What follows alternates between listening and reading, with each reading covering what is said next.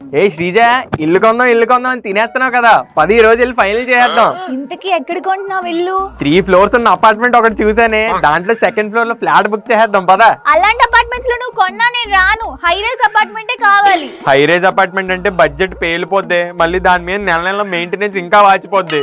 ఏదైనా సరే మనం హై రైజ్ అపార్ట్మెంట్స్ లోనే ఫ్లాట్ కొంటున్నాం. సర్లే ఏదో ఫైనల్ చేద్దాం పదా. బిల్డింగ్ అదిరిపోయింది కదా, 9th ఫ్లోర్ లో ఒకటి బుక్ చేద్దాం. 9th ఫ్లోర్ ఏంటి, నాకు 25th ఫ్లోర్ లో కావాలి. 25th ఫ్లోర్ ఎందుకు, అక్కడ నేను దూకుతావా? నీ మొహానికి ఏం తెలుసు, అక్కడ నుంచి వ్యూ ఎంత బాగుంటుందో. నాకు 25th ఫ్లోరే కావాలి. అది కాదే, అంత పైనుంచి అంటే మా పేరెంట్స్ పైకి కిందకి దిగాలంటే కష్టం కదా. అదంతా నాకు తెలియదు, నాకు 25th ఫ్లోరే కావాలి.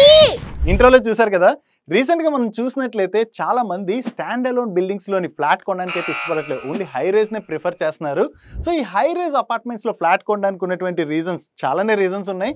ఒకటి మనం మాట్లాడుకోవాలంటే ఇక్కడ ఎక్కువ ఎమ్యూనిటీస్ అవి ఉంటాయి కదా. సో ఎమ్యూనిటీస్ ఉండడం వల్ల పిల్లలు ఆడుకోవడానికి పార్క్స్ ఉంటాయి, మనకి కూడా జిమ్స్ ఇటువంటి ఫెసిలిటీస్ అన్నీ ఉంటాయి. కాబట్టి బయటికి వెళ్ళవసరం లేదు అని చెప్పి చాలామంది హై రైజ్ అపార్ట్మెంట్స్ని ప్రిఫర్ చేస్తున్నారు. సో ఈ హై రైజ్ అపార్ట్మెంట్స్ కొనేటప్పుడు అసలు అంటే మనం ఏ ఫ్లోర్లో ఫ్లాట్ కొంటే మనం ఎక్కువగా బెనిఫిట్ పొందుతాం అన్నది ఈరోజు వీడియోలో డిస్కస్ చేసుకుందాం. అండ్ అంతే కదా, హై రైజ్ అపార్ట్మెంట్ కొనేటప్పుడు ఇందులో ఉన్నటువంటి ప్రోస్ అండ్ కాన్స్ గురించి కూడా వీడియోలో డీటెయిల్గా మాట్లాడుకుందాం. అండ్ అంతేకాకుండా మీరు హై రైజ్ అపార్ట్మెంట్ కొనేటప్పుడు కొన్ని చిన్న జాగ్రత్తలు తీసుకోవాలి. సో ఆ జాగ్రత్తల గురించి కూడా ఈరోజు వీడియోలో అయితే డీటెయిల్గా ఎక్స్ప్లెయిన్ చేయబోతున్నాం. వీడియోని మిస్ అవ్వకుండా ఎండ్ వరకు చూసినట్లయితే హై రైజ్ అపార్ట్మెంట్లో ఏ ఫ్లాట్ కొంటే మీకు బెటర్ అన్నది ఒక క్లారిటీ వచ్చేస్తుంది. అండ్ ఇలా సాటర్డే వీడియోస్లోని ఇంట్రెస్టింగ్ కంటెంట్స్ని మీ ముందుకు తీసుకురావడానికి మన టీం అయితే చాలా ఎఫర్ట్స్ పెడుతుంది. సో ఈ ఎఫర్ట్స్ కనుక మీకు హెల్ప్ఫుల్ అవుతున్నట్లయితే మర్చిపోకుండా వీడియోని లైక్ చేసి మీ ఫ్రెండ్స్ అండ్ ఫ్యామిలీ మెంబర్స్లో కూడా ఎవరైనా హై రైజ్ బిల్డింగ్స్లో అపార్ట్మెంట్స్ కొనాలనుకుంటున్నట్లయితే వాళ్ళకి కూడా ఈ వీడియో హెల్ప్ఫుల్ అవుతుంది. కాబట్టి వాళ్ళకి వాట్సాప్ గ్రూప్స్లో కావచ్చు, టెలిగ్రామ్ గ్రూప్స్లో కావచ్చు ఈ వీడియోని షేర్ చేయడం మర్చిపోకండి. ఇంకా మనం హై రైజ్ బిల్డింగ్లోకి వెళ్ళిపోదామా?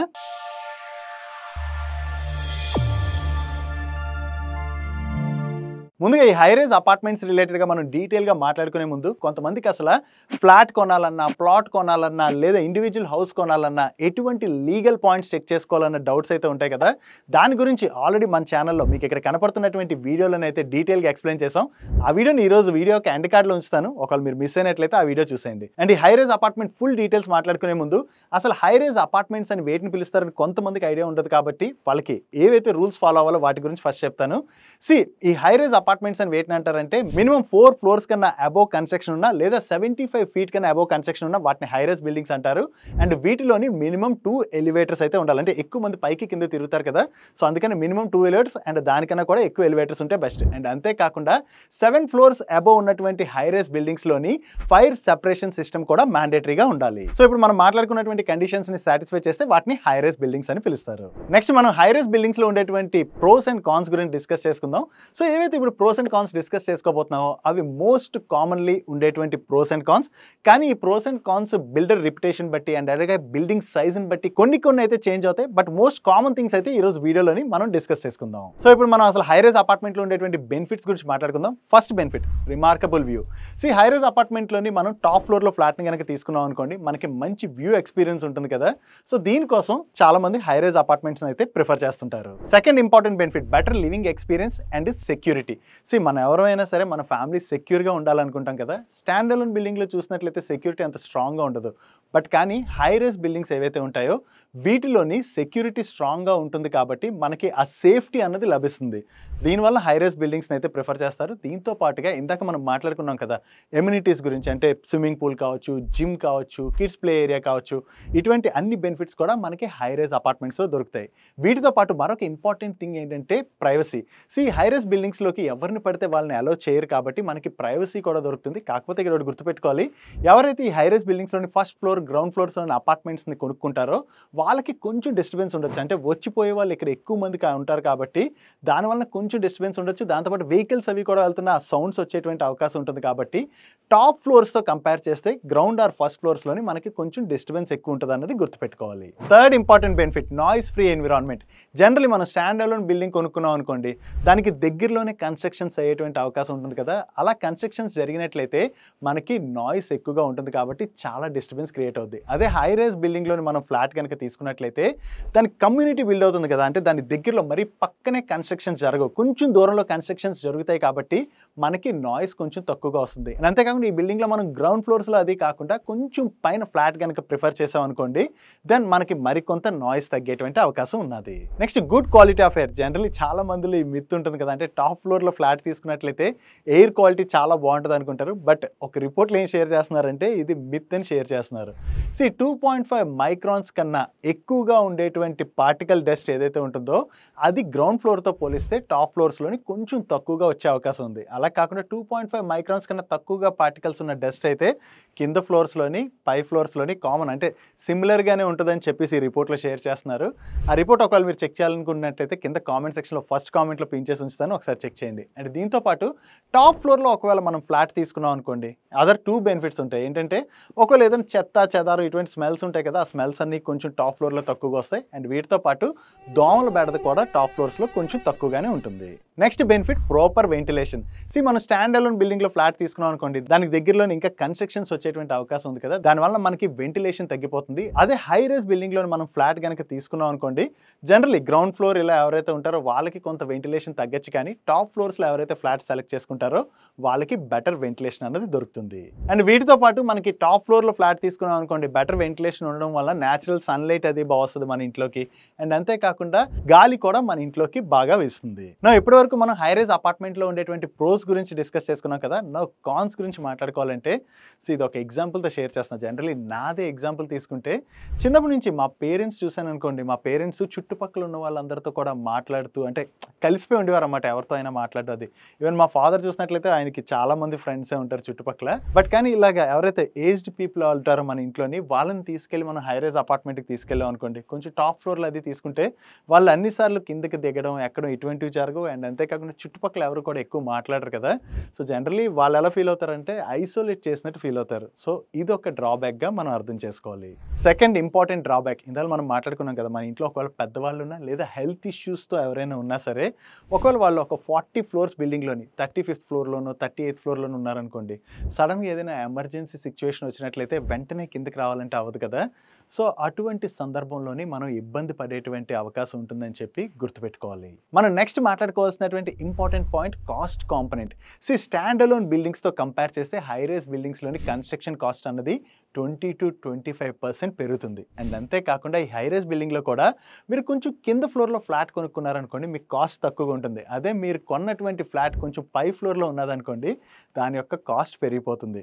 సో ఇది most commonly high rise buildings ఎవరైతే కొంటారో వాళ్ళకైతే ఐడియా ఉంటుంది. కింద ఫ్లోర్స్లో కన్స్ట్రక్షన్ కాస్ట్ తక్కువగా ఉన్నట్లయితే ఫ్లోర్స్ పెరిగే కొద్దీ ఆ కాస్ట్ అనేది వీళ్ళు పెంచుకుంటూ వెళ్ళిపోతారు. నెక్స్ట్ మరొక ఇంపార్టెంట్ రిస్క్ ప్రతి ఒక్కరు కూడా గుర్తుపెట్టుకోవాలి. ఎర్త్ కేక్ కావచ్చు, ఫైర్ యాక్సిడెంట్ కావచ్చు, ఇటువంటివి ఏమైనా జరిగాయి అనుకోండి, ఆ టైంలోని మనకి లిఫ్ట్ అవి కూడా పనిచేయవు కదా. సో మనం టాప్ ఫ్లోర్లో ఉంటే మన ఫ్లోర్ నుంచి మనం కిందకు వచ్చి బయటికి రావాలంటే చాలా టైమే పట్టేస్తుంది, కాబట్టి ఆ రిస్క్ ఉంటుంది అన్నది గుర్తుపెట్టుకోవాలి. అండ్ అంతేకాకుండా ఇందాక మనం మాట్లాడుకున్నాం కదా, మన ఇంట్లో ఒకవేళ పెద్దవాళ్ళు ఉన్నారనుకోండి, అటువంటి సందర్భంలో మరీ ఇబ్బంది పడాలన్నది మనం గుర్తుపెట్టుకోవాలి. నెక్స్ట్ మరొక ఇంపార్టెంట్ పాయింట్, హై రైజ్ బిల్డింగ్స్లోని మనం టాప్ ఫ్లోర్లో ఫ్లాట్ కొనుక్కున్నాం అనుకోండి, సమ్మర్లో జనరల్లీ మనకి వేడి చాలా ఎక్కువగా ఉంటుంది కదా. సో వేడి ఎక్కువగా ఉండడం వల్ల మన ఏసీస్ అవి యూసేజ్ పెరుగుతుంది, కాబట్టి ఎలక్ట్రిసిటీ బిల్స్ అనేవి పెరిగిపోతాయి అన్నది మనం గుర్తుపెట్టుకోవాలి. Next important thing amenities. ఇదేంటి ఎమ్యూనిటీస్ మనకి అడ్వాంటేజ్ కానీ డిసడ్వాంటేజ్ ఎలా అవుద్ది అనుకుంటున్నారా? మీరు హై రైజ్ బిల్డింగ్లోని టాప్ ఫ్లోర్లో ఉన్నారనుకోండి, జనరల్లీ ఎమ్యూనిటీస్ అన్నీ ఎక్కడ ఉంటాయి? గ్రౌండ్ ఫ్లోర్లోనే కదా ఉంటాయి. సో వీటిని యాక్సెస్ చేయాలంటే మీరు ప్రతిసారి కిందకి రావాలంటే దానికి చాలా టైం పడుతుంది. అండ్ అంతేకాకుండా మీరు మెడిసిన్స్ తెచ్చుకోవాలన్నా, గ్రోసరీస్ తెచ్చుకోవాలన్నా, ఏదైనా సరే మీరు కిందకి రావాల్సి వస్తుంది కదా. సో అందుకని టాప్ ఫ్లోర్ వాళ్ళతో కంపేర్ చేస్తే కింద ఫ్లోర్స్లో ఉన్న వాళ్ళకి ఈ యాక్సెసిబిలిటీ అనేది కొంచెం ఈజీగా ఉంటుంది. నెక్స్ట్ ఇంపార్టెంట్ థింగ్, ఎవరి దగ్గర అయితే పెట్స్ ఉంటాయి, ఇది వాళ్ళ కోసం. ఈవెన్ నా దగ్గర కూడా పెట్ ఉంది కాబట్టి నా ఎక్స్పీరియన్స్ని షేర్ చేస్తున్నా. పెట్స్ ఉన్న వాళ్ళు ఒకవేళ హై రైజ్ బిల్డింగ్లో టాప్ ఫ్లోర్లో ఉన్నారనుకోండి, వాళ్ళకైతే చాలా ఇబ్బంది ఉంటుంది. ఎందుకంటే పెట్ని మనం డైలీ 2-3 టైమ్స్ బయటికి తీసుకెళ్లాల్సి ఉంటుంది. సో 2-3 టైమ్స్ బయటికి తీసుకెళ్లాలంటే మనం 30th ఫ్లోర్లో ఉన్నాం అనుకోండి, ప్రతిసారి దాన్ని కిందకి తీసుకెళ్లాలంటే కొంచెం కష్టం అవుతుంది అన్నది మనం గుర్తుంచుకోవాలి. ఇవి హై రైజ్ బిల్డింగ్స్లో ఉండేటువంటి most common pros and cons. ఫర్దర్గా డీటెయిల్స్లోకి వెళ్లే ముందు, మీరు ఆల్రెడీ హై రైజ్ అపార్ట్మెంట్లో ఫ్లాట్ కొనుక్కున్నట్లయితే మీరు ఏ ఫ్లోర్లో ఫ్లాట్ కొనుక్కున్నారు అండ్ మీరు చూసినటువంటి ప్రోస్ అండ్ కాన్స్ ఏ ఉన్నాయి కింద కామెంట్ సెక్షన్లో కామెంట్ చేయడానికి ప్రయత్నించండి సో దట్ మన వ్యూవర్స్ అందరికీ కూడా హెల్ప్ఫుల్ అయ్యేటువంటి అవకాశం ఉంది. అండ్ హై రైజ్ బిల్డింగ్స్ కొనేటప్పుడు కొన్ని ఇంపార్టెంట్ పాయింట్స్ అయితే మనం కన్సిడర్ చేయాలి, వాటిని ఇప్పుడు తెలుసుకుందాం. ఈ హై రైజ్ బిల్డింగ్లోని అపార్ట్మెంట్ కొనేటప్పుడు ఫస్ట్ చెక్ చేసుకోవాల్సినటువంటి ఇంపార్టెంట్ పాయింట్ ఇందాక మనం మాట్లాడుకున్నాం కదా, మీ ఇంట్లో పెద్దవాళ్ళు ఉన్న హెల్త్ ఇష్యూస్ ఉన్న వాళ్ళు ఉన్నా కూడా మీరు ఏ ఫ్లోర్లో ఫ్లాట్ కొంటున్నారు అనేది గుర్తు పెట్టుకుని కొనండి, లేదంటే ఇష్యూస్ని ఫేస్ చేస్తారు. అండ్ సెకండ్ ఇంపార్టెంట్ థింగ్, ఒకవేళ మీరు హై రైజ్ బిల్డింగ్లో ఆల్రెడీ ఆక్యుపై ఉన్న హై రైజ్ బిల్డింగ్లోని ఆ ఎగ్జిస్టింగ్ ఓనర్ సెల్ చేస్తుంటే వాళ్ళ దగ్గర నుంచి కొనుక్కుంటున్నారు అనుకోండి, ఆ బిల్డింగ్ యొక్క ఏజ్ చెక్ చేసుకోవడం ఇంపార్టెంట్. ఎందుకంటే ప్రీవియస్గా కట్టినటువంటి హై రైజ్ అపార్ట్మెంట్స్ ఏవైతే ఉంటాయో అవన్నీ ఓల్డ్ టెక్నాలజీతో కన్స్ట్రక్షన్ అయినటువంటివి అండ్ కొత్తగా ఏవైతే హై రైజ్ అపార్ట్మెంట్స్ కన్స్ట్రక్షన్ అవుతున్నాయో అవన్నీ న్యూ టెక్నాలజీతో కన్స్ట్రక్ట్ అవుతాయి. కాబట్టి ఆ బిల్డింగ్ ఏజ్ అన్నది ఎంత తక్కువ ఉంటే అంత మంచిది. నెక్స్ట్ ఇంపార్టెంట్ థింగ్, మీరు హై రైజ్ అపార్ట్మెంట్లో ఫ్లాట్ కొంటున్నట్లయితే ప్రాపర్ వెంటిలేషన్ ఉందా లేదా అని చెక్ చేసుకోండి. కొన్ని ఫ్లాట్స్ మరీ మూలకుంటాయి లేదా కొన్ని ఫ్లాట్స్ మరీ కిందకు ఉన్నాయి అనుకోండి, వెంటిలేషన్ తక్కువగా ఉంటుంది కదా, సో కొనేసారు అనుకోండి దాని తర్వాత వెంటిలేషన్ లేకపోయినట్లయితే ఇబ్బంది పడతారు. సో అందుకనే ప్రాపర్ వెంటిలేషన్ ఉందా లేదా అన్నది చెక్ చేసుకోండి. నెక్స్ట్ మీరు హై రైజ్ అపార్ట్మెంట్ ఎక్కడైతే కొంటున్నారో ఆ లొకేషన్ని ప్రాపర్గా చెక్ చేసుకోవడం కూడా ఇంపార్టెంట్. ఎందుకంటే ఆ చుట్టుపక్కల మంచి డెవలప్మెంట్స్ వస్తున్నాయి అనుకోండి ఫ్యూచర్లోని, దెన్ మీ అపార్ట్మెంట్ వాల్యూ కూడా బాగా పెరుగుతుంది. అదే లొకాలిటీ కనుక బాగాలేదనుకోండి ఫ్యూచర్లో దాని వాల్యూ కూడా మరీ పెద్దగా పెరగదు అన్నది మనం గుర్తుపెట్టుకోవాలి. సో అందుకనే మనం కొనేటువంటి అపార్ట్మెంట్ లొకేషన్ మంచి లొకేషన్ అయి ఉండాలన్నది మనం గుర్తుపెట్టుకోవాలి. నెక్స్ట్ మనం చెక్ చేసుకోవాల్సిన most important point builder reputation. మనం హై రైజ్ బిల్డింగ్ కొంటున్నాం అనుకోండి, దానిలో ఎన్నైతే ప్రోస్ ఉన్నాయో కొన్ని కాన్స్ కూడా ఉన్నాయి కదా, సో అందుకని బిల్డర్ రిప్యుటేషన్ అన్నది చాలా ఇంపార్టెంట్. మంచి బిల్డర్ అనుకోండి మనకి కన్స్ట్రక్షన్ క్వాలిటీ అనేది బాగుంటుంది అండ్ అంతేకాకుండా వాళ్ళ కన్స్ట్రక్షన్ బాగా చేయలేదు అనుకోండి ఫ్యూచర్లో వాళ్ళు చేసేటువంటి వేరే ప్రాజెక్ట్స్లోని సేల్స్ బాగా జరగవు. కాబట్టి పక్కాగా వాళ్ళు కన్స్ట్రక్షన్ బాగా చేసేటువంటి అవకాశం ఉంది. అదే బిల్డర్ రిప్యుటేషన్ బాగాలేదనుకోండి దెన్ వాళ్ళ క్వాలిటీ అది తగ్గించినట్లయితే మనం ఫ్యూచర్లోని ఇబ్బందులు పడేటువంటి అవకాశం ఉంటుంది. కాబట్టి బిల్డర్ రిప్యుటేషన్ అన్నది చెక్ చేసుకోవడం చాలా ఇంపార్టెంట్. నెక్స్ట్ ఇంపార్టెంట్ థింగ్, చాలా మంది ఎక్స్పర్ట్స్ షేర్ చేసిన దాని ప్రకారం టాప్ ఫ్లోర్ ఆర్ గ్రౌండ్ ఫ్లోర్లో ఉన్నటువంటి ఫ్లాట్స్ని అవాయిడ్ చేయడం బెటర్. ఎందుకంటే టాప్ ఫ్లోర్లో తీసుకున్నాం అనుకోండి మనకి ఎండ అది ఎక్కువగా ఉంటుంది కాబట్టి ఎలక్ట్రిసిటీ బిల్ పెరిగిపోద్ది అండ్ అంతేకాకుండా కొన్ని ఎమర్జెన్సీ సిచ్యువేషన్స్లో అది కూడా మనం ప్రాబ్లమ్స్ ఫేస్ చేసే అవకాశం ఉంది. అదే గ్రౌండ్ ఫ్లోర్లో తీసుకున్నాం అనుకోండి కొన్నిసార్లు వెంటిలేషన్ తక్కువగా ఉంటుంది అండ్ అంతేకాకుండా కొంత నాయిస్ పొల్యూషన్ అది కూడా ఉంటుంది కాబట్టి దానివల్ల కూడా ఇబ్బంది పడవచ్చు. కాబట్టి చాలామంది ఎక్స్పర్ట్స్ ఏం షేర్ చేస్తున్నారంటే టాప్ ఫ్లోర్ ఆర్ గ్రౌండ్ ఫ్లోర్స్లోని ఫ్లాట్స్ అవాయిడ్ చేయడం బెటర్ అని చెప్పి షేర్ చేస్తున్నారు. Next important point is maintenance cost. Stand alone బిల్డింగ్తో కంపేర్ చేస్తే హై రైజ్ అపార్ట్మెంట్లోని మనకి ఎమ్యూనిటీస్ అవన్నీ ఉంటాయి కదా, సో ఈ ఎమ్యూనిటీస్ అన్నిటిది మెయింటెనెన్స్ కాస్ట్ కూడా మన మీదే పడుతుంది అన్నది గుర్తుపెట్టుకోవాలి. సో అందుకని ఈ హై రైజ్ అపార్ట్మెంట్స్లో ఉండే వాళ్ళ మీద మెయింటెనెన్స్ కాస్ట్ ఎక్కువగా ఉంటుంది. So high rise apartment select చేసుకునేటప్పుడు ఇన్ జనరల్లీ మీకు మెయింటెనెన్స్ కాస్ట్ ఎంత పడుతుందో ఒకసారి క్యాలిక్యులేట్ చేసి దాన్ని బట్టి మీ డిసిషన్ తీసుకోవడం better. Next important point, normal stand alone అపార్ట్మెంట్స్తో కంపేర్ చేస్తే ఈ హై రైజ్ అపార్ట్మెంట్స్లో మనకి అన్డివైడెడ్ ల్యాండ్ షేర్ అన్నది చాలా తక్కువ వస్తుంది అన్నది మనం గుర్తుపెట్టుకోవాలి.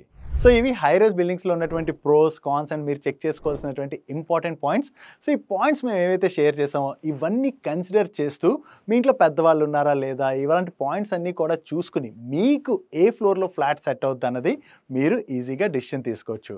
ఎవ్రీ సాటర్డే రోజున ఇటువంటి ఇంపార్టెంట్ కంటెంట్ని మీ ముందుకు తీసుకురావడానికి మన మనీ పర్స్ టీమ్ ఏవైతే ఎఫర్ట్స్ పెడుతుందో ఆ ఎఫర్ట్స్ కనుక మీకు హెల్ప్ఫుల్ అవుతున్నట్లయితే వీడియోని లైక్ చేస్తూ ఈ వీడియో మీ ఫ్రెండ్స్ అండ్ ఫ్యామిలీ మెంబర్స్కి హెల్ప్ఫుల్ అవుతుందంటే ఈ వీడియోని వాళ్ళకి షేర్ చేయండి. అండ్ మీరు ఇదే ఫస్ట్ టైం మన మనీ పర్స్ ఛానల్కి వచ్చినట్లయితే ఇటువంటి ఇంట్రెస్టింగ్ కంటెంట్ని రెగ్యులర్గా ఫాలో అవ్వడానికి ఇక్కడ కనబడుతున్నటువంటి ఛానల్ లోగో మీద క్లిక్ చేసి ఛానల్ని సబ్స్క్రైబ్ చేసుకుంటూ పక్కన ఉన్న బెల్ ఐకాన్లోని ఆల్ నోటిఫికేషన్స్ యాక్టివేట్ చేసుకోండి.